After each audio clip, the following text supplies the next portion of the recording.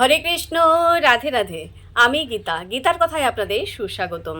আজকে আরেকটি ভিডিওতে ভাগবতমের প্রথম স্কন্ধের তৃতীয় অধ্যায়ের ২৮ নম্বর শ্লোকটি পাঠ করছি। আপনারাও কিন্তু আমার সঙ্গে অবশ্যই পাঠ করবেন। ওং নমো ভগবতে বাসুদেবায়, ওং নমো ভগবতে বাসুদেবায়, ওং নমো ভগবতে বাসুদেবায়, ওং তৎসৎ। হরে কৃষ্ণ। শ্লোকটি আমার সঙ্গে উচ্চারণ করবেন।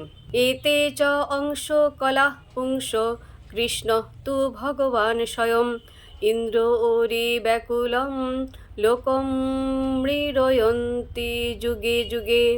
অনুবাদ: পূর্বলিখিত এই সমস্ত অবতারেরা হচ্ছেন ভগবানের অংশ এবং কলা অবতার, কিন্তু কৃষ্ণ হচ্ছেন পরমেশ্বর ভগবান স্বয়ং। যখন নাস্তিকদের অত্যাচার বেড়ে যায়, তখন আস্তিকদের রক্ষা করার জন্য ভগবান এই ধরাধামে অবতীর্ণ হন। তো ভক্তগণ, এমনি করে প্রতিদিন একটি করে ভাগবতমের শ্লোক পাঠ করুন, দুর্লভ মানব জনমকে ধন্য করুন। আর আমাকে কমেন্ট করেছেন ঝুমা ধর, মমতা রয়, পিন্টু প্রামাণিক।